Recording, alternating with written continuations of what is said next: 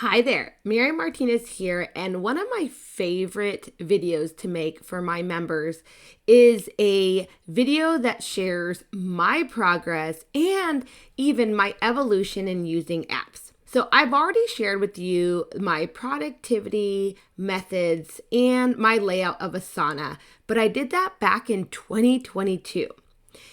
Over the last couple of years in 2023 and now in 2024, I have really decided to focus on what works in regards to the technologies and the processes that I use in my business, especially as a solopreneur.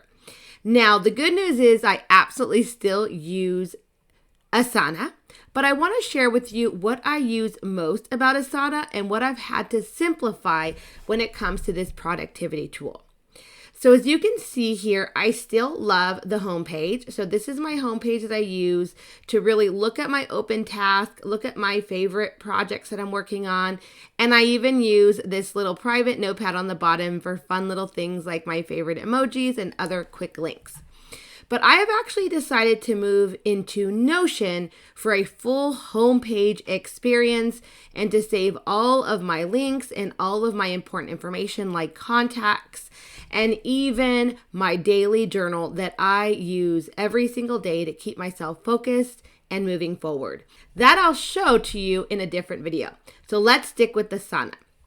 So again, I am still taking advantage of the homepage view and keeping it rather simple with my tasks, with my favorite projects, and with my quick links. Here on the left-hand navigation, as I shared with you in my previous Asana video, this is really where you get organized and start understanding how to lay out your Asana.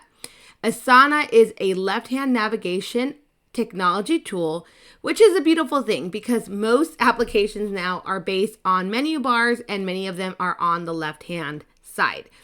So what you have here in Asana is you have the opportunity to star or favorite specific projects in your Asana. You, of course, also have access to create projects in your Asana. And most importantly is to set up your Asana based on teams. As I mentioned in my previous video, teams are pretty much the main categories of your business. So let's take a solo-owned business that is wearing several hats. That business owner is the executive of the business. They also run the operations of the business. They also run the sales and marketing of the business and pretty much everything related to the business. And so that's how your teams would be created. Again, I also shared this in my previous Asana video. Now, inside of each team is where you're going to create each individual project. What I've realized after over 10 years using Asana is that even though I comprehensively created all of these teams with several different projects, there really is only a handful of projects that I use on an annual basis and that I use throughout the entire year. And that's what I mean by wanting to get hyper-focused on only spending my time and energy on what really works for me.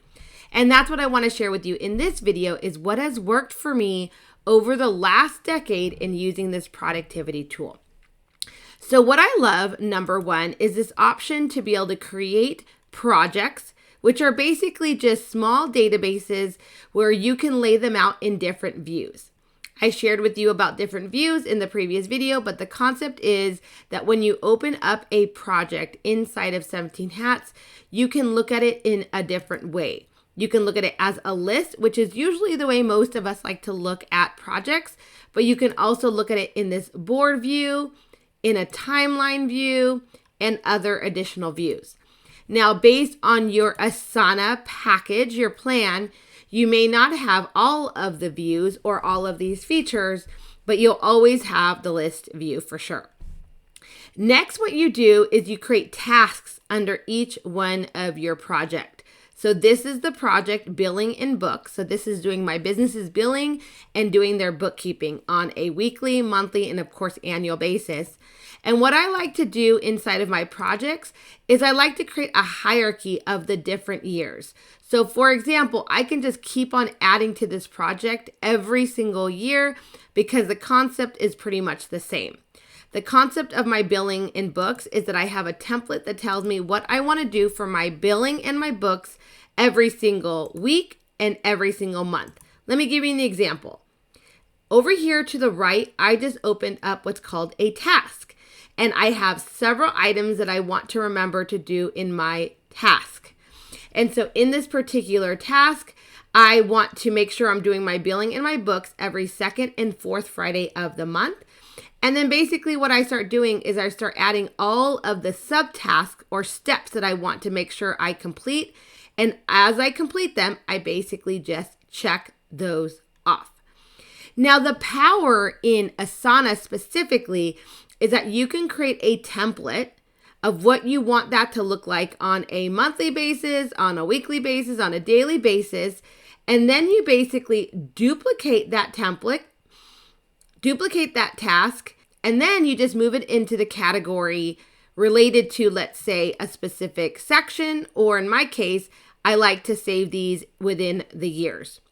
So that's why my templates are very important, because I basically just duplicate these and add them into their appropriate places. So billings and books is a very important part for my business and for any entrepreneurial journey. And so that's why it's the very top project in my projects area. My next area that I love to look at are my tracking. So these are my key performance indicators, my progress of my business, and I track it again by year. Again, the power in this is that when I have a new year, all I need to do is add a new section for a new year. Let's say I'm going to add this section below, and then I can just come in here, copy this over, and say, guess what? Now we're in 2025. And now all I need to do is add my templates into the current year and start working on it. Remember, I'm not moving the template in there. I'm actually opening up the template and I'm duplicating the template, which is making a copy, and then I'll move it to the appropriate place. That is such a cool way to save yourself time and not have to recreate this system every single year. Again, my business progress and tracking is another one of my favorite boards, and I did show this to you in my previous video. And then I basically start capturing all of the projects that I have. Some of my project boards are based on all of the Master Books projects. Some of my project boards are based on specific client projects. If I have enough projects for one client, then that client would have their own board. And of course, I also love to have my goals board where I capture my annual, my quarterly, and my monthly goals. I have my all things business board, which allows me to capture all things related to my business throughout the year. I have my personal to-dos, and I love to continuously find cool templates out there, and I save those here under my templates team in case I want to one day implement a new template. So like I said before, I have been learning and studying Asana for many, many years, but I also want to make sure that I get hyper focused on what matters most. And that means that I want to go ahead and use the areas in Asana that are most beneficial and that'll help me move forward in my business. And so that's where I'm at here in 2024 after using this software for over a decade and after doing a Asana makeover back in 2022. If you have any questions at all, ask me here in the comments of this video, and I look forward to hearing how you use your Asana in your business. Bye for now.